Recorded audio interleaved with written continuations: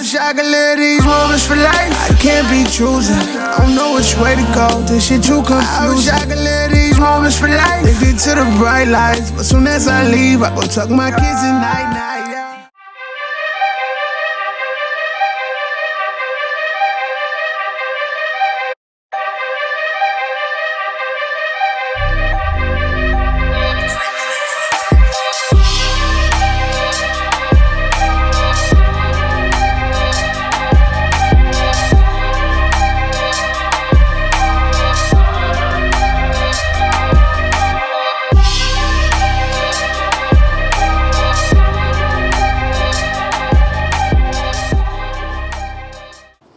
What up, it's your boy Bobby Crillz, and right now you're tuned into the Heart of the City podcast, live from the Ambiance studio. And today, I got two special guests with me. These two brothers right here embody, I want to say, hip-hop. I want to say barber culture. When it comes to talking about mastering your craft, these two dudes are definitely masters. You put that 10,000 hours in and you become a master of something. These two dudes are definitely masters at what they do. They represent an area in New Jersey that is known for being like the mecca for hair cutting in Central Jersey. And these are two brothers that I know very well, two stand-up dudes, stand on business, very professional, get the job done. And honestly, there's not too many people out there that can do it better. So if you guys don't know who I'm talking about today, I'm talking about my man Esco the Barber and my man SG. What up? Welcome to the podcast, brothers. What up? What's good, man? How's everything? Chilling. So, we've been talking about doing this podcast for about, a month and a half now. We've been trying to plan it out. There's supposed to be some other brothers on here. Salute to them. Unfortunately, they couldn't make it today. But we were going to talk about barber culture and Amboy. Now, Amboy, we're all from Amboy, right? Yep. Yes, sir. We all have roots in Amboy, and that's our hometown. But Amboy is known for being like a mecca for haircutting. And that's been like that since the 90s to the 2000s. And you guys have pretty much lived that entire process, that entire timeline. So we're gonna dive into that, but I want to get into a little bit more about who you guys are and how we got into this whole profession that you guys are in. So with that said, I'm gonna start off with the intro. I met Steve. Actually, I can't even tell you when I met Steve. It's been years though. I've always seen you when I was a kid. I remember you being on Smith Street all the time, cutting and all that. But I never really got cut from Steve, but I just knew of you, and I knew you were a hip-hop head, and then I started making music, and I guess, people introducing each other and just mutual friends. One day we started talking, and we connected, Facebook and all that good stuff, and we just been chilling ever since, and right now you're my kid's barber. Yes, sir. And you've been cutting my kids' hair for, I want to say, the last 5-6 years now. Yes, sir. So shout out to that. That's a big deal right there. He's part of my life, you know what I mean? 100%. Every other week I see you at least. So, and then Esco, my man's similar situation with Esco. I did know about the club situation because we were building off camera one time, and I did know that you were in the clubs. I do remember that. Yeah. And I remember seeing you on Smith Street, Cookies, and all these places like that. And you've been cutting hair for years. Yeah. And we never really knew each other, like formally introduced, but mutual friends again. Hip hop, it's like hip hop and barber culture go hand in hand. 100%. So it's like you guys are very in tune to what's going on in the streets because you guys are in the fucking trenches. You know what I mean? You guys are in the trenches with everybody. You're in the trenches with the goons, the businessmen, the politicians. You guys are talking to everybody. All across the board. So when it comes to like knowledge of what's going on in the streets, locally in your hood, you guys know. You're in the know. We get first year of everything. That is crazy, bro. Guys come in 9 o'clock in the morning and talk about, you know who got shot? You know what this happened? You know what this happened? So well, Chincha's at an all-time high. By 12 o'clock, we know who did what, how, where it happened, and everything. That's facts. That's facts. So you guys get the scoop on everything. Yep. And as a hip hop artist, well, just to get back into the introduction, mutual friends that never really met you formally. Recently, me and you had a role in the Concrete Garden. Shout out to RCL Productions. That was my partner, Kuba, right there. Unfortunately, the way they took us out was kind of cold-blooded, but people expected more, but it is what it is. But we had a good time. We had a good time filming. We was chilling a little bit after, and we went to the bars, and we got to know each other a little bit too. So at this point, I consider both these brothers my friend.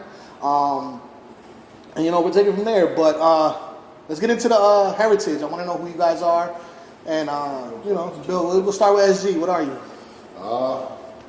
Puerto Rican. Okay. Both of my parents born in PR. I was born in Perth Amboy, born and raised, 1975. Okay. Was it General Hospital at that I was time? born in General Hospital, you know. That's always a thing on the podcast because Yes, people sir. be like, I "Yo, noticed that. it's always a thing. Always a thing." Yes, sir. I don't know, hip hop head heavy. Okay. Graph head, right? Oh, I love graffiti. Well, that's hip hop. Yeah, You yeah, know what in the I mean? culture, yeah. My part of hip hop was graffiti. Yeah. You know, that like I always was a graffiti head. Coming up since 8th grade, I loved it. You know. Yeah. So then, like with the haircutting, I got into haircutting because I saw this dude who lived in the Huntington building. These kids in Amboy, they used to come in sometimes with these like their names in their head, with characters and all this shit. That was a graffiti thing, but done into the head. So I seen people doing that, and it blew my mind away. Yeah. You know, I was like 15 years old, and I wanted to do that shit because I love graffiti, and I said I like haircuts because I like to look fly. You know, Yeah, it was the yeah. 90s. Everybody got their haircut every week with the half moon, you know, fade, whatever. So I wanted to combine the two. I wanted to do my version of that, you know. So that's kind of the basis that's how of. I actually grabbed my friend's mom's clippers. Okay. When I was 15, cut his hair in the garage, messed him up, you know. Your first time just giving it a shot? Yeah. So you learned off of trial and error? Just, Oh, yeah. Okay. I was chipping niggas up when I first started. Woo, terrible, you know. All right, so we're going to dive a little bit more into your experience and stuff like that a little bit. Besides that, yeah, you know, Amboy, born and raised. Born and raised? Puerto Rican. Okay. You know, don't talk Spanish well, you know. Nah. I would have thought you did. Because I was born and raised here. My parents, you know, they talk Spanish. My sisters talk Spanish perfectly. Me, I was one of them little. You're the oddball? Stubborn, you know, yeah. I was a black sheep pretty much growing up, and Okay. you know, it was what it was. All right, cool. And my man Esco, heritage. Me, 100% Colombian. Okay. Obviously, my last name is Escobar. No, I'm not related. No relation. Yeah, I want to be here. You know, that's definitely like the first question. All the time, man. Cops pull me over. Any relations? No, motherfucker. I wouldn't be driving this piece of shit, man. But mine is a little different story. I was born in Texas, Houston, Texas. Okay. And then my parents moved to Colombia, so I think I was like 5 years old. So I got the experience of my country from 5 years old. Then I came here, and we moved to Queens, so Jamaica, Queens. And then from Jamaica, Queens, English was my second language. That's this crazy shit. I used to have an accent. So you're like the opposite as Yeah. Mm-hmm. Okay. So then growing up in New York, it was like the whole. I was a b-boy growing up as a kid. Okay. My sister, this is a lot of So people. that was your hip hop was b-boying to me. Like I could draw, but I couldn't graffiti for shit. Like I tried to tag, I couldn't do it. But the hip hop part, like dancing part, that was everything for me. And my older sister used to dress up like in Adidas, windbreakers, and everything. I would put on her clothes and try to, Then my parents would do some a little talent show for me around all my family, and I do the Michael Jackson and break the dancing moonwalk and shit? all that shit with the white glove. My sister made me white glove with sprinkles. That's funny. So my experience with hip hop is b-boying, like breakdancing. That's how my introduction to hip hop. And then growing up in Queens, you see a lot of like Run DMC, LL Cool J. They were just normal people, like driving around. They were hitting, but to me, I was a little kid looking up, like I know that's who it is. Yeah. But there was no like social media or magazines where I just knew people that that's them. Because we were in that same vicinity. And you were in Queens, Yeah, exactly. You know what's crazy? Queens, The heritage is honestly, big. you know, hip hop started in the Bronx. Yeah. But Queens is just crazy with legends, bro. Like, it's like insane how many spitters come out of Queens, bro. Do you guys listen to Drink Champs? Yeah, for sure. Do you realize that the majority of his guests are just all Queens? Well, he's from Left Track City, so... Did you hear the Herb Gotti joint? Nah, I came out yesterday. I was going to do it last night, but I was like, I didn't feel good. Wait, shout out to Drink Champs, bro. Yeah, facts. But then my parents, what happened? Something happened. I don't want to get too much into it. My mom had to get me out of the city. Okay. I was getting out of control. Okay, so you was at an age I where was outside. I was okay. outside, because my sister's 8 years older than me, so I was trying to mimic or emulate the people she hung out with. Yeah. But my sister was a good girl. She didn't get into no problem. Yeah. But her friends were all, you know what I mean? So they was outside. yeah, so my mom's like, yo, we gotta get this kid out of here. So then they moved to, my uncle always lived in Perth Amboy. All I ever knew about New Jersey was Perth Amboy. My father used to bring us, you know, he'd be like, we're going to New Jersey. I'm like, yeah, Perth Amboy. Yeah, yeah. I didn't know nothing. I thought whole New Jersey was Perth Amboy. This is how, you know, a little kid, you know? Yeah. So we would come out here. He lived off of over there by the high school, for that one street where the pizzeria is. West Side Avenue. West Side Avenue, right where you cut. Well, no, my house is over there, so I was always out here. And so my mom moved us out here right in, I think, 92, 93, when the Fuller riots happened. Okay. So then I was living on, shout out to Fuller. Shoot, You saw they portrayed him in the concrete garden, right? Yeah, that was fucking with him. So I was watching the riots on Smith Street, and we was like, yo, we still got to get out of here. This is still bad. And we went from New York to here. Yeah. Because, you know, 92, 93, the buildings were still up, I believe, if I'm not mistaken. I was a Smith Street kid. I didn't really go to, you know what I mean? Smith Street was a wild I knew the place Ave, too. but I knew the Ave a little bit. But, so long story short, so like, yo, we got to get them out of here. They moved me to Old Bridge, London Terrace. Okay. So. LT, yeah. So that was like, a boiling pot, because you got kids from Patterson, Passaic, Newark, Jersey City, and we're all in they all trying to escape the hood. And they put us in a little development with no basketball court, no baseball field, no football. We were wilding, fighting every day, like, you know, like people think Old Bridge is whack, but yo, this month, you know, some dudes that came out of there, like, you know, that to this day still, to this day they still out there. But anyway, then went to high school, graduated, whatever, then came to Barber. Okay. And I've been here ever since. All right, so just to kind of summarize what these two dudes stand for, you can see where the hip-hop influence comes in from. That's why this fits so well on the Heart of City podcast, because he represents b-boying, that's an element he represents, and then SG represents graph, which are two elements that... And I used to try to spit, but when I heard myself in the booth, I said, I'll leave it for you the didn't real like rappers. it? You didn't like it? First, my voice. I didn't like my voice rhyming. It just don't You got a good voice, though. You got like an angry voice. It sounded I thought it sounded like Vin Diesel trying to rap or something. You know what I mean? I was like, oh, that sounds weird. You never had your car. I left it on. I'm a fan of rap. Yeah. So when I heard myself rap, I was like, nah. Because I know what whack rap sounds like. You know what I'm saying? So I was like, that sounds whack. Just to play devil's advocate, though. Nice niggas. I appreciate you. This nigga's a beast. I appreciate it. But just to play devil's advocate, it takes a long time to develop. Just like with your skill with barbering. Exactly. Because when I first started, bro, I was trash. Yeah, man. Trash. Like, and you know, I just kept going, and you know, eventually every verse you write, you get better. Yeah, that's how it happens. I just said, I'm not gonna keep doing it. I never even got into writing. I was just freestyling. I heard myself one time about being MR's booth. Yeah. You know Little Mikey? Nah, I don't. Who's that? Mikey MR? Mike Fast? I might know him. Yeah. He's my man. He grew up in Amboy all his life too. Okay. His parents used to own Capri Pizzeria in Amboy. Okay. The Bon Jovi Pizzeria. Yeah, the Bon Jovi joint. Yeah, that was his parents. He was Bon Jovi's cousin or whatnot. Anyway. Okay. But man, you had the end right there. That was the end. He spits too. He's nice. Is he still doing it? He can still spit. I think he still spits. You gotta connect us, man. I'm not sure if he's like out there spitting. I know when he goes to Italy, his cousins be spitting out there, and he goes on stage with him. He be spitting out there and shit in Italian. The dude's nice. Okay. He can spit Italian and fucking English. You know that's dope. But I was always a real fan of hip hop, and he was a hip hop head since back in the day. He lived by my area in Amboy, whatever. Yeah. So I used to go to his crib, and he had a booth. What part of Amboy are you from? What area? Well, I live more near Woodbridge. I live on Florida Grove Road. Okay. So what's that? Spot Springs? Is that what they call it? That's the border of Amboy, Woodbridge, Florida Grove. That's a dope neighborhood. I like that neighborhood. Yeah, it was a nice area. My father was a cop, so he tried to make sure we had nice stuff. Okay. A nice house or whatnot. And you was downtown. You was like more Smith Street. Yeah, I lived there. Upstairs from the florist. On Smith Street, remember the florist? It's been there for years.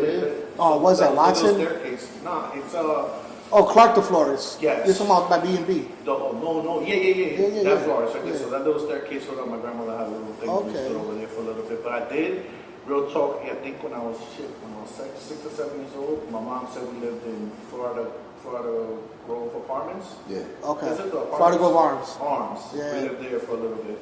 And then I also lived off of... Well, they had the Arms, they had the Manor. And then they had the other one, the Apartments is the one, I think he's talking about, that was by Rupert Voltaire, across the street. Where Mills okay, going. No, that's what my parents. That's what they lived afterwards. I'm talking about Florida Grove. That where you bust the left to go on to For 40 and all Yeah, that? yeah, That's the man. That's the man. That's the man and the man. arms. The arms is right across the street. Yeah, The arms is Amboy, Yeah. and the manor is Caseby. Because Yeah. remember, Florida Grove Road borders Amboy. Yeah. So believe it or not, my roots do really like I'm really from that. Yeah. Like even though I'm saying I'm from Queens or Old Bridge, whatever, I've been living here the longest. Okay. Shit, I cut hair with him since like 2001. Me and this guy was stupid tight when we first started cutting together and shit, smoking and going to the shop. Straight I was wilding like out. brother when we first started. I helped recruit you, nigga. I was like, Mario had bought cookies, Yeah. and he was like, I need the top 5 barbers now. Then I he- said SG. But when his cousin Will took it over Yeah. for a little while, that's when I got in there. That's when you got in there. Yeah. You got in there. No, I got in there when Will was there, and then Then we Mario got took Shane. it back from Will. Yeah. Me Then and we- Shane came together Then for we my got spot. Shane. We got Yeah. Shane Brown. Shout out to Shane Brown. Yeah. And then this other kid, Popeye, ended up coming in, and we had a Yeah. strong team. Danny too. Danny. Yeah. Even that white Danny. Y'all had Colonial. y'all had Raiders. White Danny, Y'all had Barber, Raiders in there too, right? Yeah, we had Taina. Taina, shout out to Kelly. Taina was great in there. Kelly Kelly was too. great in there. So that was like a one-stop shop. That shop was Sabrina. popping. It Yeah. was crazy. That shop was off the hook. Yeah. Like, it was. Yo, we did whatever. We're gonna get into the cookie. It was like situation. outside, but inside the barber shop. Inside, Yeah, outside, the crazy. whole I remember I was in McGinnis school at that time when cookies was popping. So that's when the S curl was like starting to get back around. Remember the S curl back in like the late '90s and The shit. blowout, the blowout. Yeah, cats was doing S curls and shit because of Genuine. Taper blowout. You know what I mean? Anyways, but I remember walking by cookies all the time. That shit always looked lit. It was just always lit. Yeah, it was a wild Always spot. lit. That was a wild spot. So I want to dive into a little bit more about who you guys are and what high school did you guys go to. So I'll start with SG. What high school did you go to? All right. That's a funny one. I started in Votech, Amboy Votech, and I only lasted about 2-3 weeks. Okay, what happened there? Cursed out the vice principal because he called me a liar. Oh shit. And then somebody stole my sneakers. Well, I put a pair of sneakers in a locker. I didn't have a lock at the time, and somebody took them. You were asking for So it. I told the principal that somebody took the sneakers. He called me a liar. So I was like, suck my dick. I blacked out on him, whatever, and they kicked me out. You're out of here, whatever. Yeah. So boom, I ended up in Amboy High School, and I stood back a couple of times in 9th grade. Okay. And then ended up in the adult school, got my GED. Okay. I was at 19, and yeah, GED, and then I got So my it's safe to say credit. during your adolescent years in high school, Oh, I was shot you out, were just man. a I was in- wild young man. You was outside already. Yes, like I didn't go to class. I only went to class for the first 3 periods, and then I cut the rest. Yeah. You know, and just be out. I didn't care about school really. School wasn't It wasn't fire. for me It at wasn't all. a thing. Yeah. You know, so. Okay, so you was outside already. You was already into hip hop, Oh, I was hip hop. Just like graph, 8th grade. music. Since like 8th grade, B-boying? I got into hip hop. I couldn't break that. I wanted to. Yeah. My cousins did, and I used to watch and try to do the word with basic Yeah. and shit like that. But you know, flopping on that. So the graffiti was always really my focus on hip hop. Yeah. You know, 4 elements. Yeah. Hip hop for real, not just rapping. Yeah, talking about yeah. hip-hop. You're talking about the culture. Yes. The culture. So And it's dope because it seems like every episode that I've put on so far has been like some form of the element. There's a few that have been a little bit different, but for the most part, everybody's represented one side of it. Like I had a B-boy on here the other day. Shout out to my man Styles. that's my nigga, Marcos. I love Styles. That's my my dude. nigga. Like I used to work for his sister for years. Okay. Elba Lupo. Okay, okay. She's Styles' sister. Like, Okay. I know mad respect. That's the Yeah. most It's a good most family, hustling right? woman I Yeah. know. She's like anyway, but Yeah. that's a good family. Yeah, he's a good dude. He's a people. great dude. I love him. He's my dude for real. But you guys embody it too, so it's like this episode just lines up perfectly. So let's get into Esco. Esco, where did you go to high school? Who were you in high school? How were you in high school? Shit, in high school? What high school did you go I to? went to Old Bridge. Well, it was Cedar Ridge. It was 2 schools, Old Bridge. Okay. Before they combined. Okay. So it was Cedar Ridge and Madison Central. Cedar Ridge was the side where I was from, was basically like middle class, no income, black, Spanish. You was from the Indian. LT area. Yeah. So you were in a different part of Old Bridge. Yeah, so they went to Cedar Ridge part. And then the upper class, rich kids were all from the other side of Old Bridge, was Madison Central. Yeah. So I went to Cedar Ridge and I played football. Played football since like 7th, 8th grade. Okay. I was an athlete. always fighting. I came out here from New York and I had to make a name for myself everywhere I went. 'Cause I just felt like I had a chip on my shoulder. I think we talked about that a little bit. And just always fighting. I just, whatever. I took aggression out on people. So when I fell in love with football, it was another way of taking your aggression out. Yeah. And that's why I thrived in it. In high school, freshman year, my shit was I got in 8th grade, my best friend was fucking started pitching in school, so we got some black spell in 8th grade. Jesus. So I had to go to a reform school for bad kids. Yeah. Which was called Central Valley. You remember Central Valley over there? Sayreville? Sayreville, yeah. So that was a clusterfuck, bro. That was like a self-contained school. I went to all knuckleheads. Freshman year, I went to school with the worst fucking kids on the planet. And there's a lot of dudes in Amboy that were little niggas that would go, and they were that room was a firecracker, bro. And I wish I could name names, but we all know who they are. Yeah. But like, them niggas went to that school too. I was there. They was fucking wild. And I was so that was freshman year at reform schools. But I had to get my grades to play sports. Yeah. So I managed to get my grades, finagle the system to let me back into school. Went back into the school, discovered marijuana. Started smoking weed sophomore year. So fuck football, fuck everything. I want to smoke weed forever. I think that was '92, so the Chronic came out. You know what I'm saying? I'm old. You was sitting there with Dr. Dre. I was there smoking, and it was a good time. Then I ended up balling over there. They kicked me out, sent me to Madison Central. So now I went to, school where I could know the people to fucking 90210. Yeah. Like motherfuckers with penny loafers and fucking turtlenecks. Straight culture shock. Yes. Preppies. Bro, I was in the self-contained class, so I was in a class where all we do was look out. Who gave us one fucking worksheet, a bagel, and was like, "That's it. You there fucking all day long." The ditto, doing ditto. And I thought, and the funny shit, we be looking through the window and watching the periods change. Look at that shorty, look at that shorty. Let me see. All of us trying to that's wild. I was like in prison. Yo, that was me in 8th grade. I was self-contained in 8th grade. I was self-contained. He said we was doing dittos. I was in the shack, nigga. I know that shit. Like, you do now on the board with sit down and be quiet. That's it. So we are the coolest teachers in Zone. I can imagine that shit. It took a serious person to be able to fucking control 15 different attitudes. Oh my God. You know what I'm saying? So, there's legendary self-contained classes that I went to school. I wasn't in self-contained, thank God. But I was self-contained with Main Street. Like I was a smart kid. I just didn't apply yourself. Hyperactive. I didn't apply myself for shit, bro. See, that we were the same. Hyperactive. In that respect. Super hyperactive. Well, it seems like I have a similar story to you guys because I failed the shit out of high school. I got introduced to weed. I stopped playing sports. I ended up dropping out, getting my GED. Same story, same fucking story. Hip hop, writing. Fucking 13. Yeah, so funny story. Like I dropped out of school, dropped back into school. So junior year, I didn't know. Sophomore year, I destroyed my shit. I got kicked out of 4 schools my sophomore year. Jesus Christ. Like bad school after bad school after bad school. So then junior year, I'm like, all right, I'm gonna get in shape. I'm gonna play football, and I limited smoking weed. And I went to take the physical, and they were like, yo, you're academically ineligible. I said, man, if I can't play sports, fuck school. So my parents, they'll sign me out. Yeah. They signed me out. I went to work at Burger King off of 516. Okay. And I was working there my first week, boom, I started for the burgers, everything, got to the register, and then from the register to the drive-thru. My whole football team came to the drive-thru, bro, and I served them their food. They were like, yo, what the fuck, you were just practicing with us. That shit made me feel so little, bro, that I told my pal, I said, yo, John, sign me back into school. I'm going back to school. And I got the grades. I was so bad, they fucking exempt me from all fucking tests.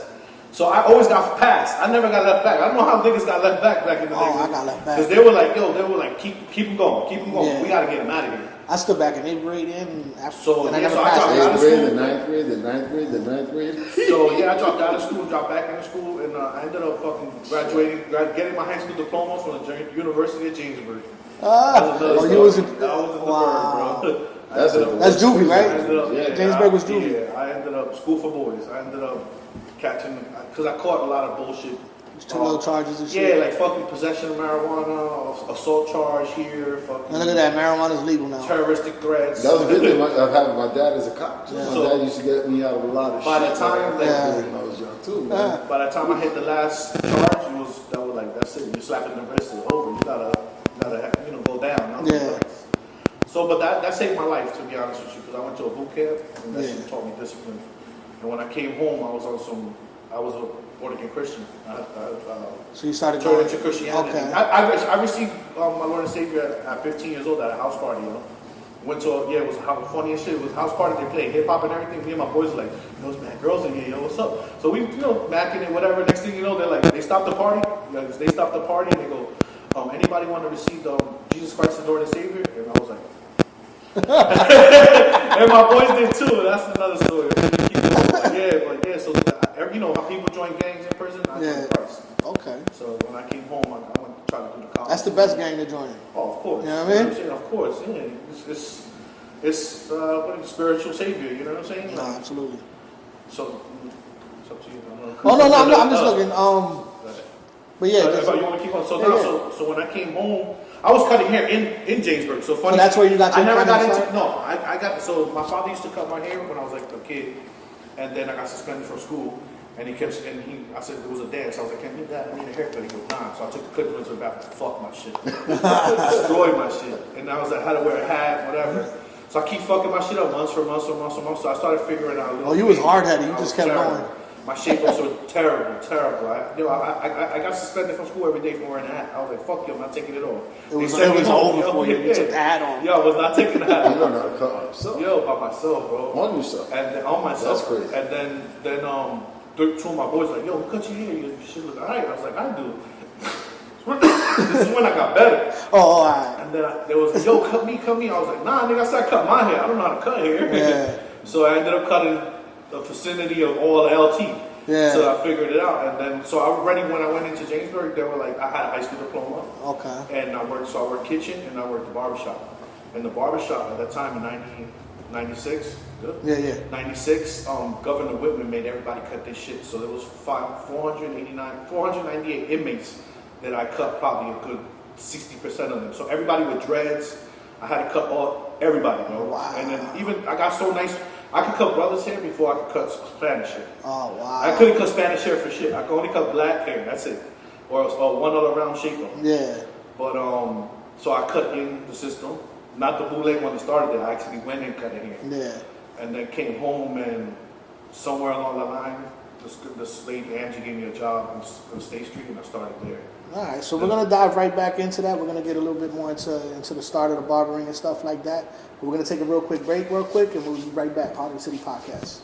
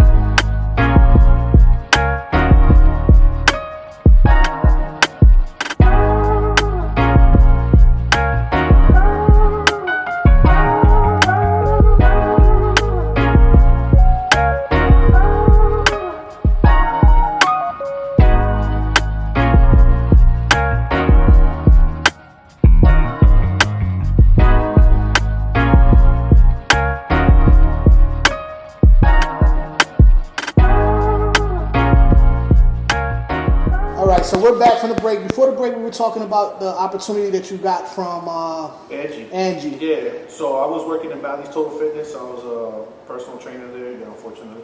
Unfortunately, that's a good job. I mean, it's a healthy job. Listen, when I came out, I was 5% body fat. Like I was into health real bad, like big time. Yeah.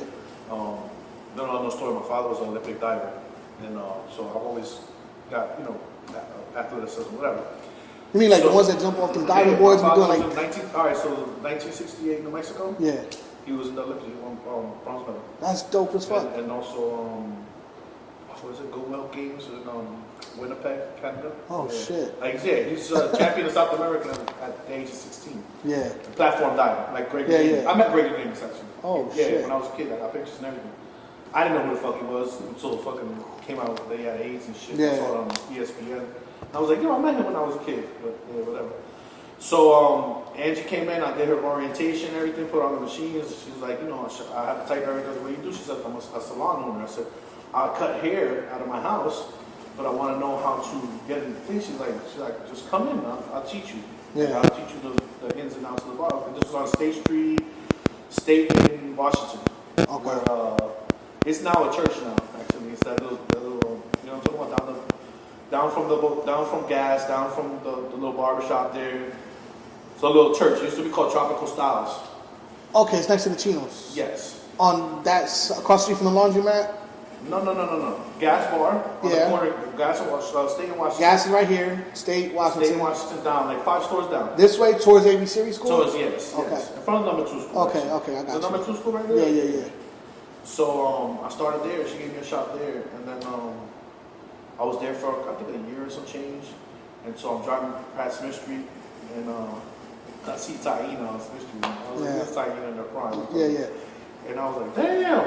I park. I go to say that Ruben, his assistant, my boy. Yeah. I was like, "Yo, who's that girl?" That's my sister. I was like, "Oh, damn, my bad, bro." Just saying. He's like, "Yo, you cutting on State Street, right?" He's like, "Yo, Cookie's just open." He's like, looking for barbers, and then Cookie was like, she saw me. She was like, "You want to cut hair?" I was like, "Yeah." She was like, "All right, come in." And I was like, "Okay, cool." And that's how I started on Smith Street. Okay. And yeah, but I had already had the background. But So, and but then I went to school afterwards. So before Mario even Before Mario, I cut his hair. Okay. So to summarize it all, you pretty much got it by doing your cutting yourself. Yeah. Eventually cutting cats in LT. Then you did the little bid. Yeah. You did the 60% of the population. That'll get you good. Yeah. It's a numbers game. So Practice. practice. I fuck an inmate's hair up. Shout out to Governor Whitman for your skills. For sure. If I fuck an inmate's hair up, it's a problem. Yeah. So I had to make So sure. then you got to Angie's spot, and then Angie's eventually spot. worked into Cookies. All right, cool. Yeah. So let's get into SG.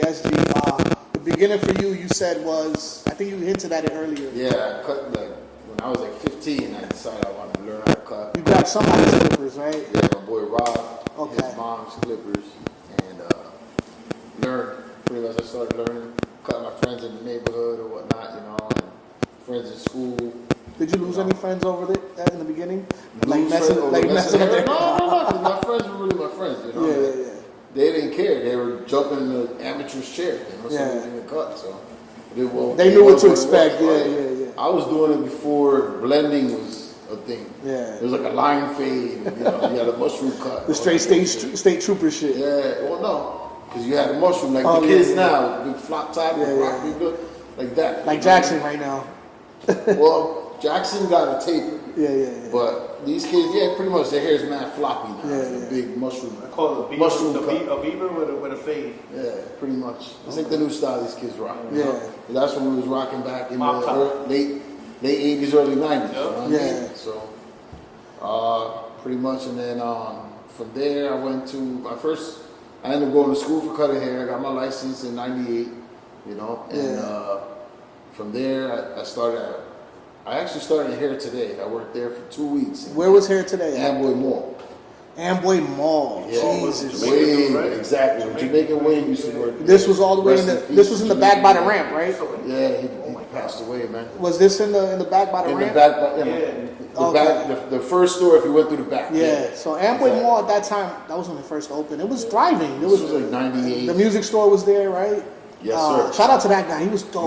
Mike. He was cool. Sound Express, something Yeah, like that. yeah. Something like that. He always had some. Express.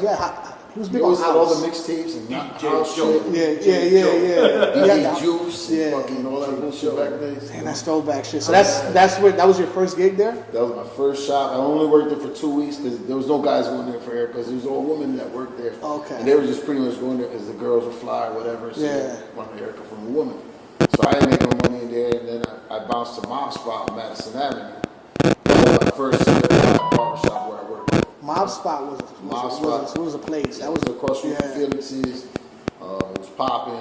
Felix's was like the beginning of what brought people to start coming to Amboy for haircuts. Because he put stuff in the newspaper and people started coming from everywhere. He ran his business the right way. Oh, what? This guy was a beast. He moved to DR. He became a millionaire, bounced to DR.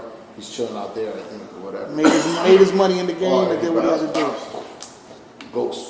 So, but I got into Mob Spot when Madison Avenue was popping. Yeah. So, I worked there for 3 years, and then I bounced to Cookies. Okay. Because my so this boy- is the story this is where me you and guys him started got working. introduced. So around what time? At that time, it wasn't Cookies. It was like 2001. Okay. And my boy Will owned it. And it was Fades and Braids. Right? Okay. And then, it was pretty dope. It was a dope spot, you know. And my boy Will's cousin ended up taking it back because he owned it before Will. Yeah. All right. Will only owned it for a little while, and then he got out the game because it wasn't what he thought it would be. Yeah. Because in all reality, for a barbershop, the best person to own a barbershop, Is a a small barbershop, is a barber. Yeah. You know what I mean? Like, somebody thinking that they're going to open a barbershop and make a lot of money Can't invest. off of other Can't barbers, it doesn't really work that way. Yeah. You gotta be behind the chair to make money. Yeah, and you want to see what's going on and all that, whatever. Anyway, so I ended up going over there, bumped into him, whatever, and we worked together for years. You know, and then we ended up going to another barbershop, all started together. 2 or 3 barbershops. All types of barbershops. So let's name the barbershops because I already heard like 3 that I are worked probably like 8 legendary barbershops. barbershops in town. Yeah, so All right, so from Cookies, I had it out with the owners that took it over. I don't want to mention their names because he just shouted them out. And I never messed up. Oh, yeah. yeah, so I had it out with them, and then my boy Fat Cat was like, "Yo, let's open up a shop." Yeah. And I was like, "You sure?" And I was just, so once again, the number 1 recruit we needed, Steve. Yeah. Because Steve, hold on, there's a background to this. This nigga opened up like 20 shops in Amboy. Because he's the only barber in Amboy with a fucking license, nigga. For the last 20 years, nigga. Oh, okay. I This see nigga opened up what's bad going on shops, here. nigga. All right. Leverage. So we were like, yo, we need Steve to open up the shop. So Because you got to have a license yeah, to of course. actually open up a I got a barbershop. few chairs in many course. barbershops back in the days. So then Just also- because they're using your Straight license. out of L, yeah, you know. Yeah, he opened up hella shops. Oh, you must have caved. Oh, man. I always had Why did you see the flyest nigga in Amboy over the barber? I always had like fresh shit because I always Yeah. did what You I had no overhead. My grind was different. You know, I always No, this nigga was 7 I o'clock had in the that and I morning. knew I could do something with Yo, it. So hey, 7 o'clock in the morning till 6 o'clock at night. I ain't mad Right? at I think that was his you. I ain't mad at you at all. yeah, hey, 7 to 6, right? That was the schedule, 8 to 6. I think I worked You didn't work past 10 to 6. 6, 10 to 6. 10 to 6. Yeah. No, when I first started though, I worked till like Oh, I yeah, worked at my yeah, spot, I yeah. worked till like 10 o'clock at night. Yeah, but this thing is 7 o'clock there, 6 o'clock he's out. Yeah. And cut fucking 20, 30 people in between those times. And you punctual with shit. Let me hear some of the shops that we started. What are we talking alright, about? So, well, I said All Star Barbershop. Okay. I was there for a couple of years until Cat sold it to Shane. Okay. Shane Brown had that for a little bit. Then from there, where I bounced to? From there, shit, I think I went to, no, wasn't it Brunswick Avenue? I bounced around. I've been the barber that bounced to fucking Almost Fords, Sayreville, South Amboy, New Brunswick. He could probably been to like 20 shops. Manalapan, Matawan. Now I'm currently in Manalapan, Yeah. in Morganville. I was in Woodbridge Mall, but because I got tired of that lifestyle. When I had my kid at 30 years old, I was Yeah. like, yo, I'm tired of the fucking drinking every day. Motherfuckers coming with a 12-pack at 1 o'clock, and we cutting hair. I'm smoking all day long, cutting hair, I'm drinking. It's that hip hop. It's Culture. dice games. I make That more hip-hop money. culture, but as a barber, I make when more you're young, money. Y'all make more money shooting dice than cutting hair. And I was like, yo, I don't even want to cut hair no more. I make $300-400 at 12 o'clock. because he's fucking in You know his what I'm saying? 20s and he's not thinking about Not you giving know, a fuck about the future. exactly. You know what I'm saying? He's 'Cause just you don't thinking think about it. living now. Yeah. Nah, And you're when you're young, that's how and you you're getting work. cash every day. Yup. Yes. And you're getting a nice amount of cash every day. Especially if you busting mad haircuts out. Yeah. So back, Niggas tipping you lovely. Oh, forget about it. The You know? tips, what we made in the early 2000s, nigga, was like drug dealer money. Nigga. Yeah. Like real talk. Like I would go to the go-go bars. And niggas like, yo, what you pushing? I'm like, haircuts. Niggas like, Clippers. yo. Yeah, like, nigga, It's true. you hanging with us, like throwing money and like it's like, nigga, I make this shit every day. I'm not making what they make, obviously, Yeah. but also You made enough to hang with them every day. we if you brought wanted to. elbows with everybody. You know what I'm saying? When we went to the go-go bars, Yeah. kid, we was Oh, yeah, killing it was, it was for dope. sure. Yeah. You know, we Yeah, had because that was that era too, though. You know what I'm saying? Yeah. Like, you were young, wild, and you know you didn't have any you know. I think you told me a story off camera. It's pretty, just to put it in perspective, so people can understand the cash flow and the lifestyle that he was living. You said that you would go to work every day. You would wake up and you would go to work with like chanclas on and fucking basketball shorts. And they go buy shit. And then he would go, before he went into the shop, he would go across the street to Miss Lee and he would get a whole fresh fit. And he was so good with her that he'll be like, "Listen, just tell me what it is. I'll be back later in the day. I'll give you your bread." He'll buy some sneakers. All the same day before Sneaker fairy. That's how you got the He used to cut glove. the dude from Sneaker Fairy. He used to cut the His sneaker game is crazy too. He showed me pictures. Between y'all two, the sneaker game is insane. That's bro. part of the barber culture. I get it. You gotta be Big time. comfortable. Yeah. You gotta have comfortable. I get it. You gotta have to do with shit. Yeah. People come in the barbershop, they're gonna be like, "Yo, where you get those? Oh, yo, when they come out." Oh, you know what I'm saying? Go ahead. So he was buying fresh shit every day before work. Every day. He'll make his money, pay that off, and then the rest he's go going chill. out and Go chilling. Pay his chill. bills, whatever, then he's outside. I was pushing an M3 as a barber. You know what I mean? And Yeah. niggas looking at me like, yo, what the fuck's this guy doing? You know what I mean? I was young. So my question to you guys is, making major purchases like that, did you have to buy that like cash or did you finance it? Well, I Because financed in that field of work, obviously you I got to pay taxes later, right? I'm assuming. So, all right, good question here. Go ahead. So when you start as a barber, do you start as an LLC or an individual? At 40 years old, I started an LLC. That would probably make the young, most sense, right? When you're young, you're not even Yeah, caring. no. Man. You paying rent for a chair. Yeah, and that's just it. keeping it moving ghettos. So are you guys at this point established LLC business Well, I owners? don't have an LLC. I don't Okay. know. Yeah, I don't I have pay it. quarterly. Okay, that's pretty yeah, smart. because I'm trying to buy a house. And you pay at the end of the year? Yeah. Okay, So, but once again, when you're from the urban city, yeah. they don't teach you that. You know what I'm saying? Oh, that's financial literacy 101 right there. Like, Exactly. yeah, That's- but that I learned in life. in life as when I started fixing my credit and I understood shit like that. Financial literacy. Yeah. Then you realize that you have to have a back A lot of these niggas getting into barber know, like little young kids, they don't know shit about that. Yeah. So they're gonna just take that money and run. They ain't even think about paying Yeah. taxes. In all reality. And there's Remember, it's cash money That's in your different. pocket every day, no paycheck, just cash money in your You pocket know, every when day, you're young, every day. That's crazy. Anywhere from 450 to It's like 600 drug a day. dealing. I know. I A day, believe a it, day, yeah. a day. You How know, many take drug cash dealers don't money. pay taxes? None. You know? Not any. You know what I'm saying? So they're thinking the same way after Yeah. The reason why I brought that question up though, because a major purchase like an M3, that's like you gotta have something behind you gotta it. have something Yeah. behind that. And even walking into a dealership, I don't know if most people know this, but if you go into a dealership with anything over $9,999, Yeah, they're like, yeah, I need paperwork. Yeah. I need something. So yeah. So how did the M3 come? Like, did Well, my man, you know. Oh, okay. Well, I bought it used. Okay. It was a brand spanking. Okay, It was okay. a couple years old. but still it was an M3 as a major purchase Oh, on a barber income, which people probably didn't know is that It's lucrative. possible. You can make money if you got good clients and you. You've do always it the had right like way. fly whips though, like Yeah, I've always been That's to his cars. thing. Yeah. That's another thing. That's I his was thing. always into whips. the shit you the Cars. what you got now the there's a Volkswagen? I got a Golf. The Golf, the black one, right? Yeah. Yo, the pictures you be taking of that shit be fucking fantastic. Still got into photography. There's beautiful That's pictures. Civic. bro. You do take pictures. You take good The pictures. Civic, the white one, that's Civic. The white one was an Accord. God. The Oh, the silver Accord? one was a Civic. Yeah, no, the white Accord, that shit. That's yeah, when we the was Accord like- beautiful. Yeah. Bro. This thing was always in that whip. Yo, Accords was the shit back in the day. The chords kind of stood hard a little bit. Yo, You know I what had I the mean? 94 Accord. It was looking crazy. Drop, everything. Body Oh, kit, yo. rims, like everything you could think. It was like Fast and Furious. Yo, Yeah. Before Fast and the Furious. Yeah, That's crazy. We You know actually, what I'm saying? me and my car club at that time, and I was into car clubs. I was young. You know? Yeah. And we actually went to see the Fast and the Furious together. You know, when it first came 20 out. years all or 20 together. 30 cars deep. Yeah, bad deep. That's all fucking hooked up, sick. You know, like Yeah. car show type shit. You know, I've been going to car shows since I was like 19. You know, so, You take good pictures of beer too. yeah.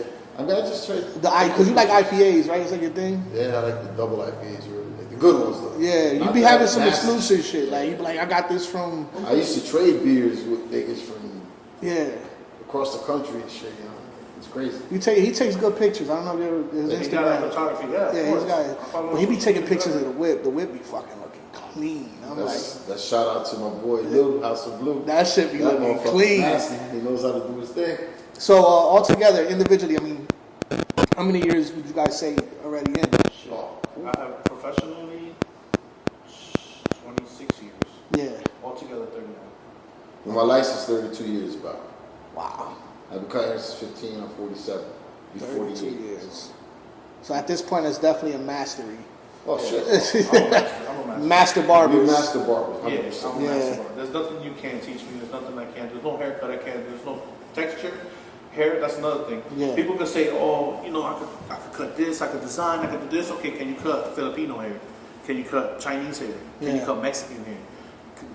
Certain black barbers can't cut white hair. Yeah. Certain white barbers can't cut black hair. You know what I'm saying? So I can cut all texture. I'm sure we can do the same thing. We all texture haircut. You know what I'm saying? And designs, you name it. Anything that's I ain't really trying to cut is that super curly, like long hair, bushy. I'll send a dude to a salon. I get those. Yeah. I get where I'm at. Is they do the mullet's huge right now because I'm in Morganville, Banana Bend. Mullets? Bro, mullets. Like Joe Dirt mullets? Mullets, nigga, mullets. It's big. You know what I do, SG? I scissor around it. I don't custom cut it like that. I scissor around it. Like you would do Moreno's hair.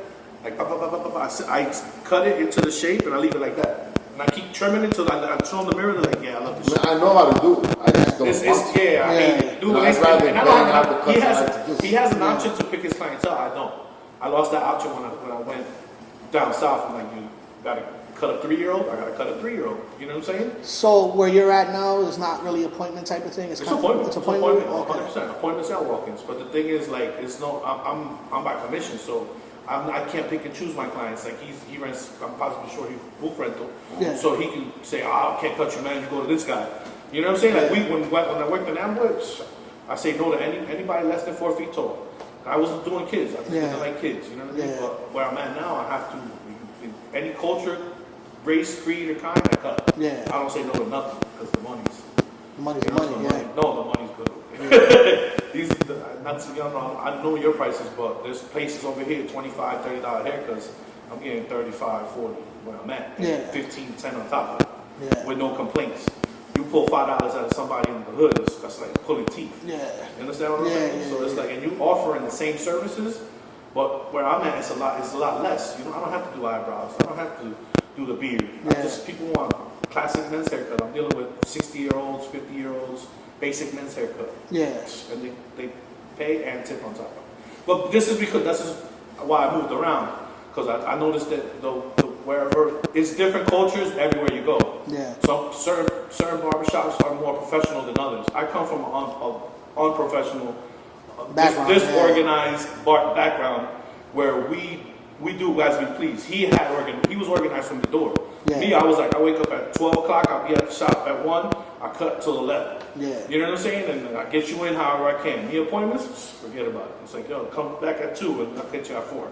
You know what I'm saying? Yeah. I didn't have no structure, he did. But I learned structure going to other shops, Sarahville. Seeing how an efficient business. The professionalism that, you know, as I've been traveled, it all, where I'm at right now in life, has bred me to be a professional. Yeah. As before, I was a great barber with no discipline. So let me segue into this because that brings me to a good point because I know SG schedule because I'm actually part of the schedule. Mm-hmm. But how long? Let me ask SG first. When you first started barbering, did it take you a while to get to that efficient level? Because I know, like, obviously in that game that you guys are in, you know, you want quantity to maximize your profits, obviously. It seems like at this point you got it down to a point where it's like about a half hour per cut. It depends on what the service is. Yeah, so I mean that's so. Like what I do is you're so efficient. You're so efficient because if there's anything I'm gonna tell anybody that's watching this podcast, when it comes to SG cutting your hair, it's a master.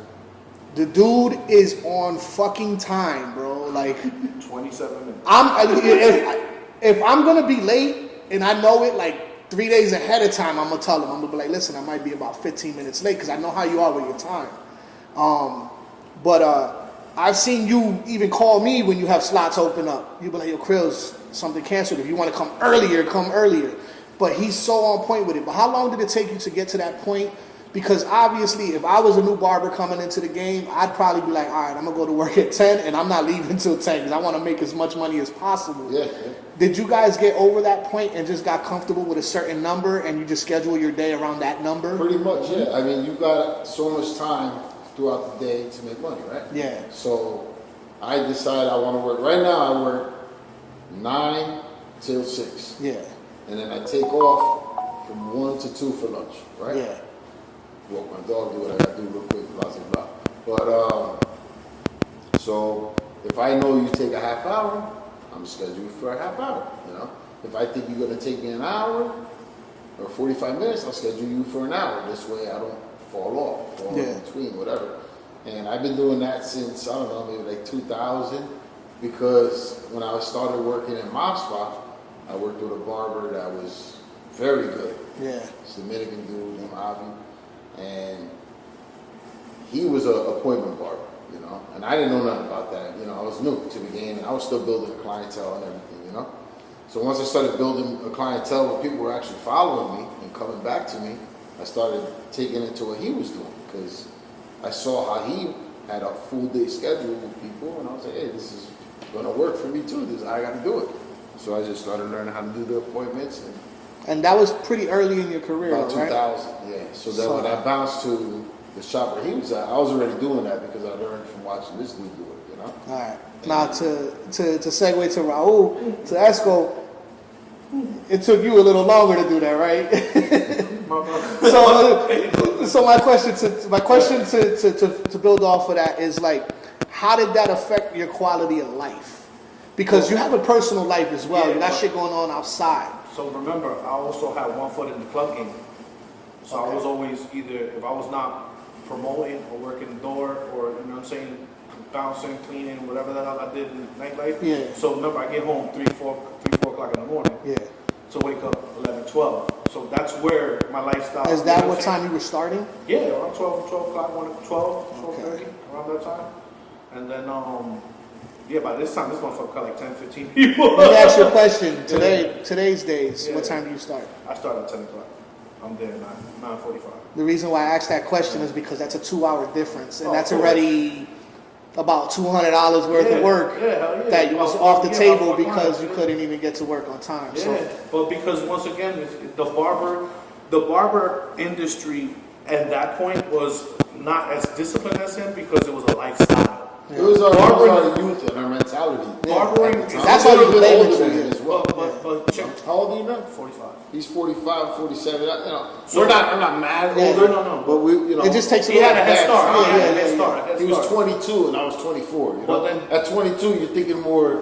I want to play. And, 24, do you're this, probably you know. trying to figure it out. I'm trying to figure it out. He was already more on some work. lean back shit, got Yeah. a girl, you know. So, but my thing was the barber culture Yeah, I itself. do with my girl It's a since lifestyle. I started cutting hair. Yeah.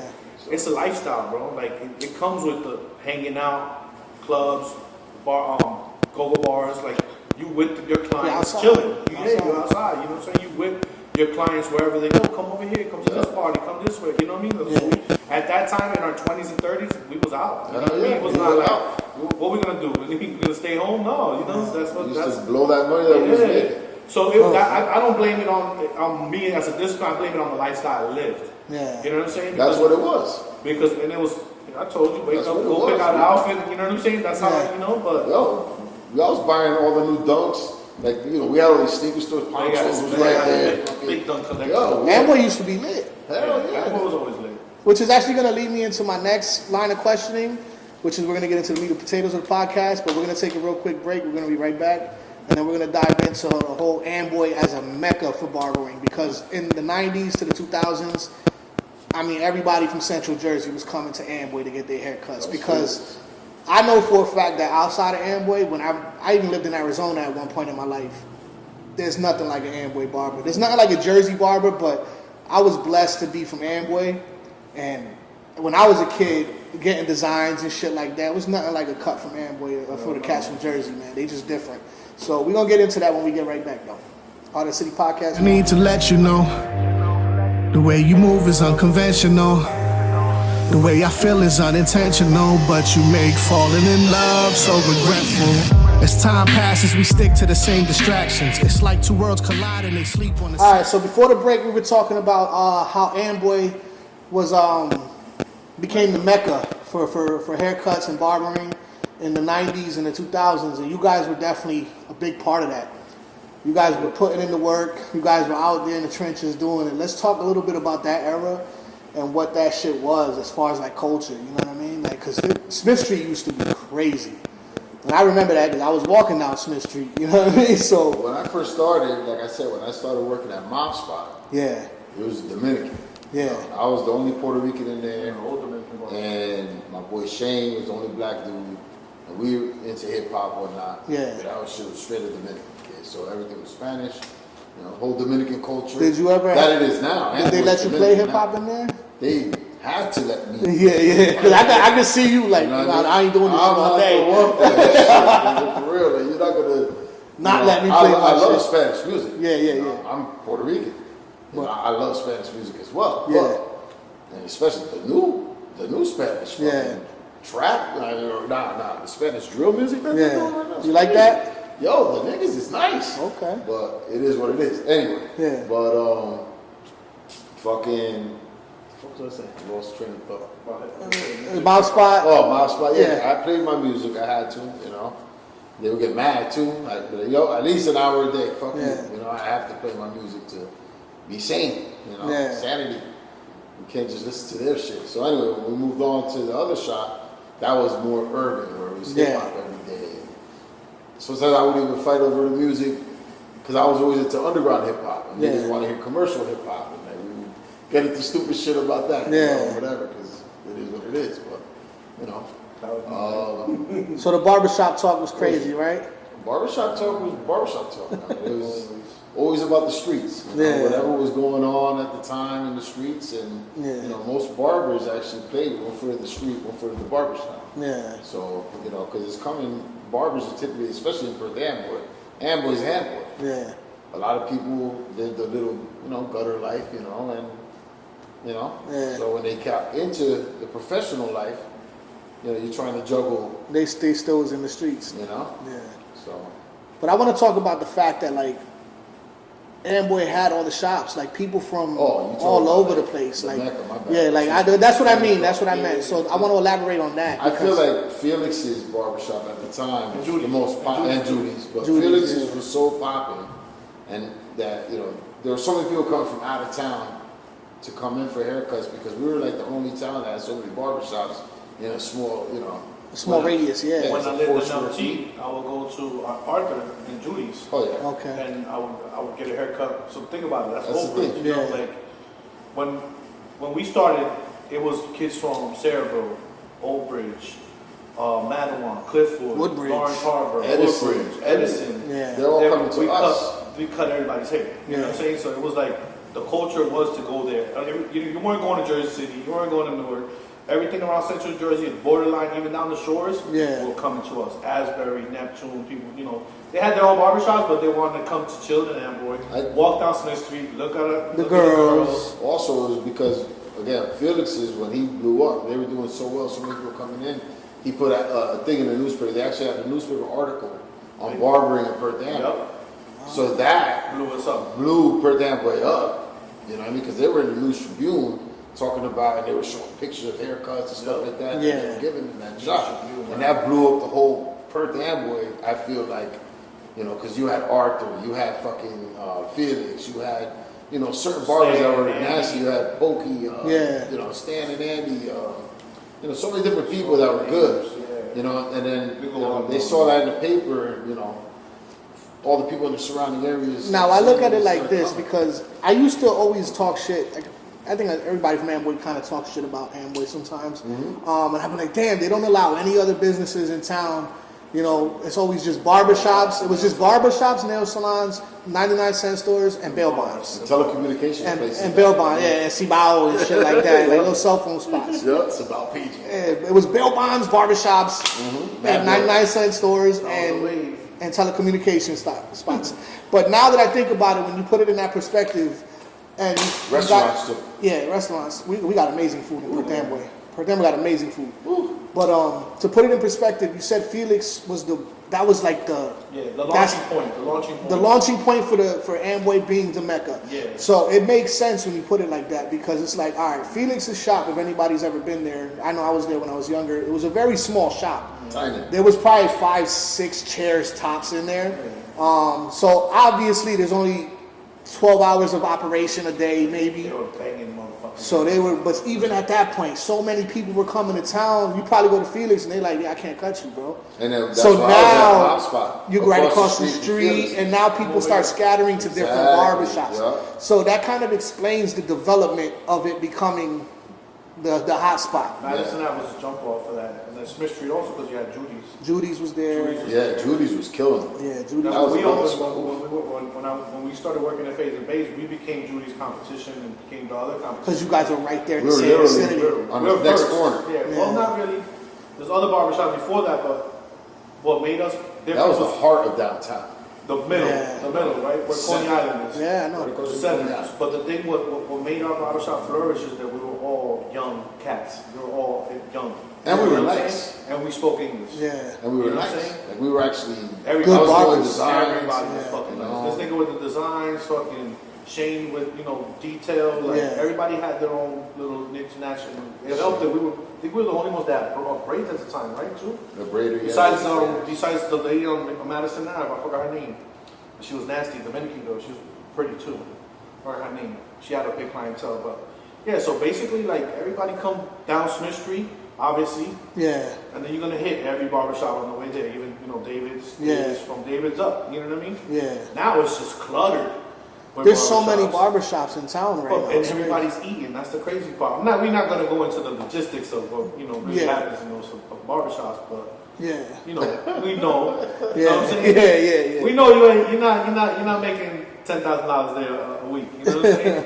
but Now it's not the same. it's not the because, same.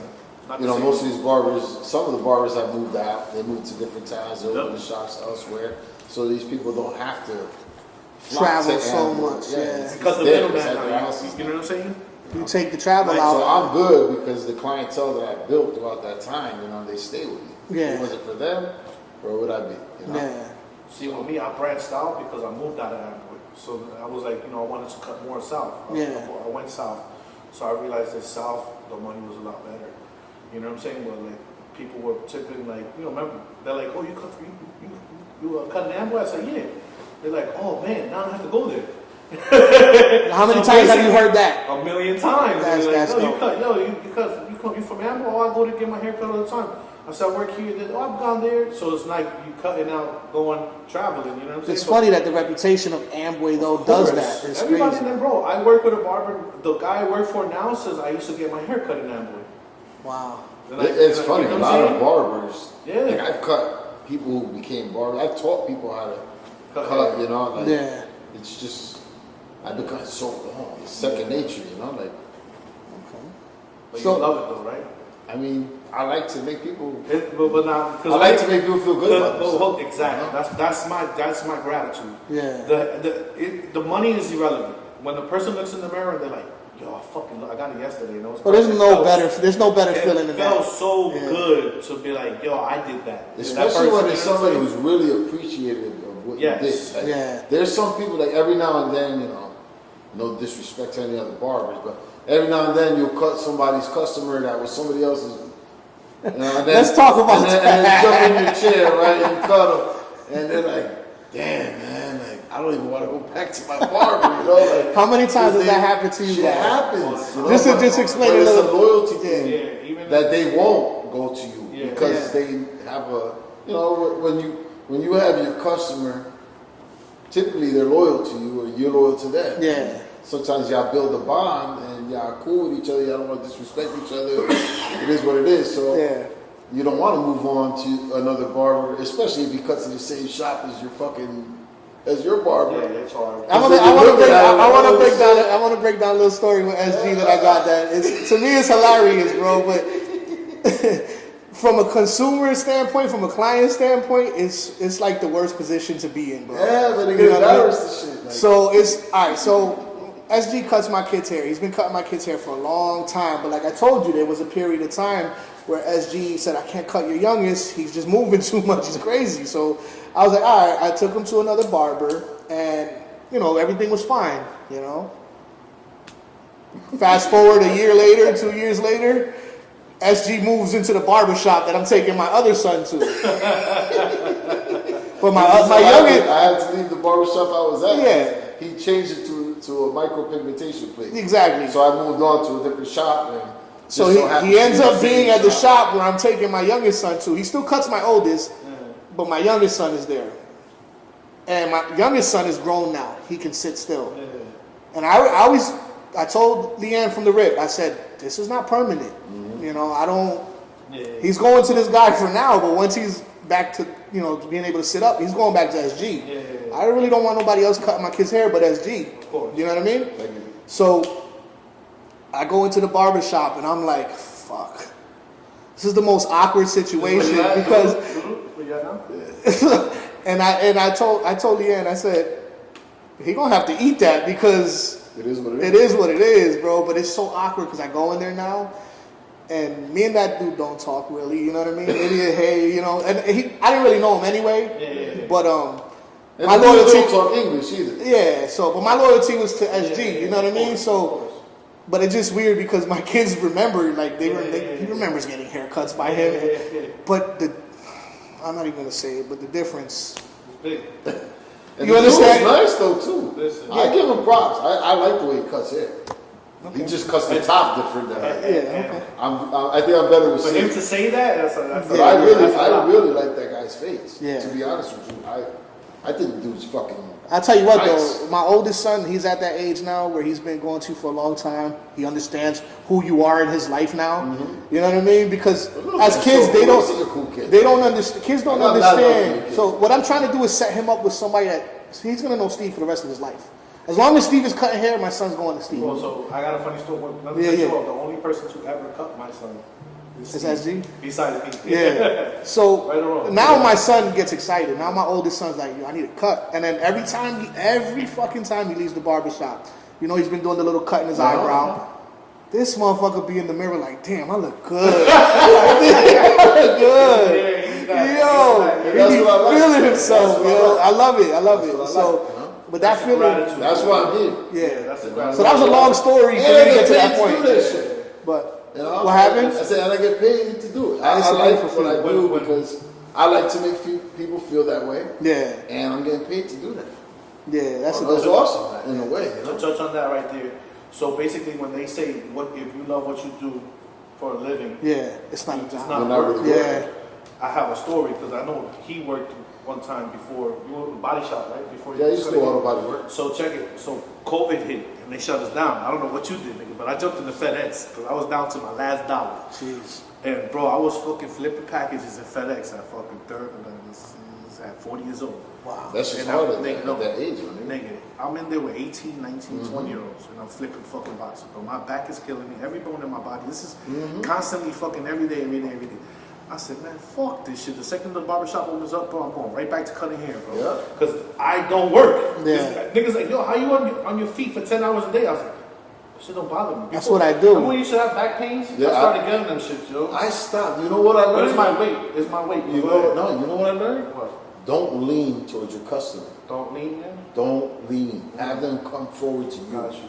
That's what'll fix your back, bro. No. Yo, it took me fucking 30 years to figure that This stupid nigga shit 20 out. years ago was having back problems. Yeah, the ergonomics of this shit is probably not It's Always Yeah, telling me, yeah, no. yeah. And shoes I know is important. Shoes, you have to Yeah. have a good, comfortable sole. When you're, Because you wanna be on if your you're feet a for barber fucking and 10 you're hours. watching this, don't lean towards your customer. Yeah, I learned Give to 'em sit them up game. straight. I'm gonna tell you now, facts. man. It's Stand true. straight, have them It's come true. to you. Kids, I always set them up straight. Kids be like this now. That's why it's hard to cut kids. That's one of Yeah. the reasons why it's hard for me to cut children. Yeah. Because they don't understand that you need them to And that whole assist them. bending down shit, You know, and arching, yeah. that shit ain't good It, either. it hurts your back. Yeah. You know, if I want to proceed being a barber, I have to have that person understand that I need them to be a certain way. It's I had not a- about them to be I had a- laying down and falling asleep in Nah. a chair. You got to be coherent with what I'm doing, because if not, I can't give you the best that I could give you. Yeah. I had a lady say, "How come it's $30 for kids?" And I was like, "This kid's getting a haircut. Kids like this, kids Yeah. like that, this, that, doing That this shit ain't shit." easy. Yeah. You know what I'm saying? I said, "You see that kid right there? That's why we're charging." And then the parents want like the most fucking fire haircut in the world. Yeah. On something that's moving around like, Yeah. you know what it reminds me? You know, like when you go past the used car sales page? Yeah, man, that's what it is. You try to cut that, son.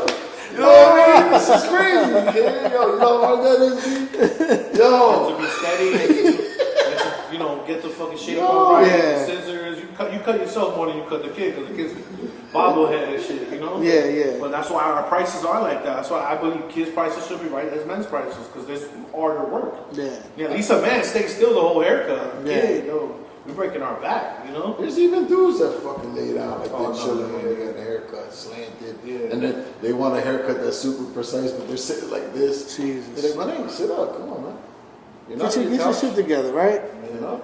Jesus. So I wanna talk about some of the guys that kind of set the tone too, even before you guys were in the game. You know what I mean? I know Like Arthur. from the Amboy culture, I want to kind of shed some light on everybody that really couldn't be here. Arturo's in Jamaica. When Yes. I first met Arthur Nibs. Arthur was, I guess that's the reason why I lived the lifestyle, because I saw it from him. Like Okay. I seen him. I was in the bars with him at the time. Yeah. He was a party animal. Oh, yeah. Got it in, and showed up and fucking bro. I seen this nigga cut 2 people at the same time. Like, he'll do the line on you, go get your hair washed. While the other one's coming back, he'll fade that line out. Yeah. And then like scissor cut, then go get the hair washed, scissor cut. Two chairs at the same time with Miguel's another big name in that Yeah. way. Miguel was sitting down watching TV like this, had no clientele. And then Well, now Arthur Miguel got, owns that spot in Ford's over there by Dunkin' Donuts. yeah. Then Arthur got deported, then Miguel, and then Bodie's another one. Rest in peace, Bodie, man. Bodie, who else?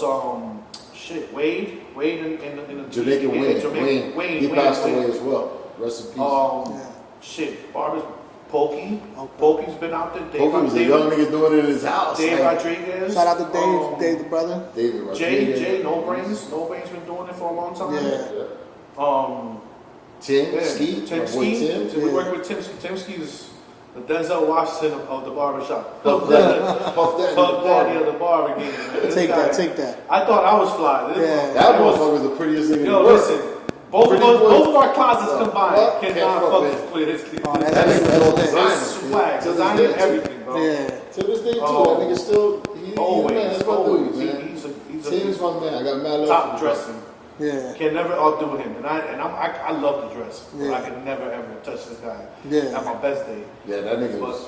and he made it look so fucking fly. Cut it. I working with him. This is like, yeah, you know. That motherfucker had a different outfit for But yo, every day. Every day. Every day. I mean, we He all never did, was but on the extra same fly shit shit. twice, we man. all did. But this nigga was on designer before designer was out. You know what I'm saying? And that's expensive to live designer and shit. Yeah, man. And he's still on that. Yo, Jesus Christ. His kids on that. He got his son on that. The whole nine. Snipes too. Snipes is supposed to be here. Yeah. Sean, another one in the game a long time. Roman. Roman. Been cutting for years. You know, he been cutting since me and Roman probably the same age. A lot of these Same cats are age, still. together. A lot of these cats are still Yeah. at it too, right? Yeah.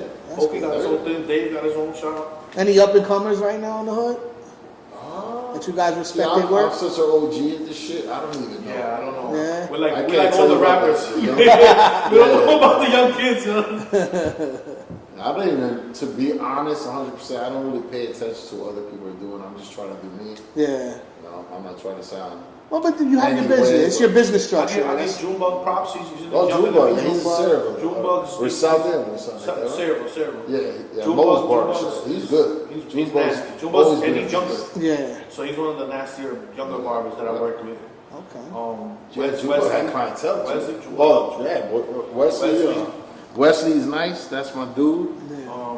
Trying to think, they're younger, a little younger, not too much. Joey Crillz, Joey Crack. Clips. Clips. Joey Clips. Who else? I'm that old that I work with. Yeah. Doodle. Yeah. Dude's been doing it just as long as I was. Josito and Maxie. Yeah. Niggas are beasts. Boricua beasts. I like that Brothers. barbershop you had though because it's mad chill. Yeah, It's man. mad We chill. just- It's one of the last we shops just- like that. And it's Boricua. Yeah, it's mad chill. Like you go in there, there's no bullshit. It's kind of just like Body Power. everybody's just doing their job and Because in we're and all out. older and we're all Yeah. mature. Yeah. You know? The youngest Been there, one done is that. what, 30, I don't know, upper 37, 30s. 37, 38. Grown ass man already. Yeah, we done all that. grown. All right, so where can we find you guys now? Just to put it out there for the people. If I you work- guys, I don't know if I you guys are looking for clientele, but you know, at this point, just to put it out there, you know. I work on Hall Ave Barbershop, Hall Ave, Perth Amboy, New Jersey, 268 Hall Ave, Okay. you know. I'm in Barber Social in Manalapan, borderline Marlboro. It's called Morganville. Okay. Off of Route 79. It's an upscale salon, man. It's beautiful. Like, Yeah, it's one of the fire It's shits. one of the upscale like shit that I work like, and it's the same atmosphere. Hip hop, Yeah. younger kids. I work with like 2 or 3. They're like in their 20s. Yeah. And I work with the owner is older. He's like 35. There's another dude on OG too. This kid, George. He's nice. Like it's a good. Me, the owner's Puerto Rican, and I'm Colombian, so it's like that flavor, but it's very professional. Yeah. At the same time, with that hip hop, it's a hip hop vibe. Like people walk in, like this is the nicest place I've ever been to. Yeah. The guy did a great job with it. You can't take hip hop out of us because we are hip hop. We come from that. It should be a fucking element. Definitely. It should be a fucking element. If you look at all the hip hop haircuts in even 50 years of hip hop, you see fades, you see designs, you see the Gumbies, the fucking like. Shout out Nas. You know what I'm saying? Nas came the first thing with the fade to bring the fade out. You know what I mean? That you had Raekwon too. Yeah. With the half boom. Shout out to Nero too. Nero, right? Nero the barber. Nero's been he's cutting Raekwon now too. Nero, he used to cut in Felix's, man. He did with the dreads. Oh shit! Yeah. And he makes music. That's my dude. Yeah, that dude's cool as hell. Yeah, that's another one. For a long time. I haven't seen him in a long time. I forgot about him. He's rubbing out the industry. That's what's up. I'm happy for you, man. Oh shit, man. Yeah, that dude, that's a fly brother. Man. Yeah, he's dope. He's dope. Always good cat. But yeah, I mean, hip hop goes hand in hand with Barber, and I don't care what anybody says. It's we meant to touch on the mixtapes and the because I used to bootleg. Oh yeah, this nigga was the CD. I had CDs, white tees. Nigga, the long Esco was out there. Esco was in his bag. I hustle everything, nigga. I had a conversation with you off record at the bar a couple weeks ago. The history that you were telling me, brother, I was like, you've been all over the place, man. Yeah, you know what? All over the place. And I thank God, you know, to give me that will to be around, you know, yeah. to be outside because it's not for everybody. You know what I'm saying? Like the lifestyle is not for everybody. It's like now I'm a little older, so you know, life is slowed down for me a lot. Yeah. I put my son first. You know, you got kids. But you know, it's and it's funny because when you hear older heads tell their stories, you're like, damn, that's crazy. And now I'm the older head telling the stories, and you're a little younger. So when I tell you, I'm like, you know, I mean, they whatever. But so back to touch base on the CDs, music in the shop was like the number one thing. Like I know this motherfucker hated fucking Get Rich or Die Trying because of me. Did you? Actually, that. But you did play it a lot. Yo, I played it every fucking day for the second, you know, and I was, you know. Yeah. Even Dipset, I think you didn't like Dipset either, right? I wasn't too crazy about it. It was. I got a question such for you. a pop vibe. I got a question for you. I gotta tell you, I gotta ask you a question now, right? So the state of hip hop today, right? Oh, this is a good one. Would you not pay to have Dipset back? Right now? No. Nope. Because I'm not crazy about this. You don't want the computers puking? Nah, you know what? I'm just, I'm not with that. You know what I mean? I'd rather listen to fucking Benny the Butcher. You know? Oh no, they killed it. But that's a different wave though. I'm telling you right now, I love still real hip hop. I like Dipset. And you know why I like Dipset? Because as cheesy as Cam did sound in that era, because Cam is nice as fuck. I like Joel Santana. I like Joel Santana, but I didn't like the rest of the. I just want to put this in perspective because people, a lot of the younger cats only know Cam from that era. Cam is nice as fuck. Yeah, that's what's like Cam can rap circles around your favorite rapper if he really wanted to put his pen to paper. I'm not saying. No, I'm not talking to you. I'm talking to in general. This is in general. This is not for you. But when he did that Dipset movement, he definitely transitioned from Killer Cam to the kind of like boom. So it was a little weird. It was a little, but even it was definitely some Harlem shit. It was definitely some Harlem shit. Birthday with New Jersey. Yeah, I get it. We can't relate. Yeah, we can't relate. But and there was a lot of niggas that was trying to jump on the wave though at this time. Oh yeah, absolutely. This was a Dipset time. Bro. When Dipset came out, Amboy turned blood. I had to listen to it. When Dipset came out, everybody was blood. And only a few real ones, but everybody turned blood. Everybody had the bandanas and the hanging. To they did. Joel's came. About gang life. Yeah, I remember that. They did. That's why I put Amboy's uniform now because of all the colors. Yeah. But that's also Dominican shit too. But well, now it's different. It's different gangs. Yeah. But it's still gang. Off topic. Yeah. Hip hop in the barbershop was like, and he thinks like I didn't like Dipset. I'm not gonna no disrespect, but I had to listen to it to sell it. Yeah. Because then they were like, yo, you heard the third track? Yeah, I Yeah, heard he it. was, You know what I mean? he was doing this I thing, had to, hustling yeah, I his had money. to. The mixtape, He you know. was hustling his mixtapes. Yeah, of So course. me, you know, He I had wasn't to thinking do it. about that. See, Nah. like, man, fuck these, bro. Yeah, I wasn't thinking about that back then. I was just thinking about my own But you shit. like D-Block, bro? You Yeah, like of course D-Block. I do, Everybody man. like I D-Block. love it. It's hard to not like D-Block. Come on, man. Um, I love hip hop. I love real hip hop. Real hip hop. Yeah. I love. But you guys are essential to the culture, so that's just me just shining light on who you guys are and what you guys have done. Yes, sir. I I know. love haircutting too. Yeah. I know as an artist, it was essential to be heard in the barbershops. And I was telling you guys off camera before, it's like the first time I heard my music in the barbershop, it was like a huge moment, bro. It was like, oh, I fucking made it. You know what I mean? But, you know, hip hop, I play this shit. you do all the time. You always show me love. You guys, both of you guys always show me Fucking love. nice. So I appreciate it, man. Nice. But with that said, where can we find you on socials? Go ahead. Mine's the real Esco, the official Esco the Barber. I don't even know what I changed my name to. Yeah, I lost my name, bro. They got me. It was Esco the Barber. Yeah. And somebody got me. Trying to turn 200 into 2,000. They sniped my page, so I'm the official. Oh, you did that? Yeah, They hit you with that one? Yeah, I'm gonna cash out you 200. They got me, bro. But Mine's SGE the Barber. Okay. Or SGEE dot you switching it. So I'm gonna put it in the descriptions and I'll put it on the video and stuff like that. But I want to thank you guys for coming through the podcast, man. I appreciate you Thanks for guys. having us, bro. You already know, Heart of the City podcast, another episode down. Make sure you guys like, share, subscribe, do all that good stuff. It helps us with the YouTube algorithm, and we'll see you on the next episode, man. Thanks for watching. I'm gonna hear. Hey. Yes, sir.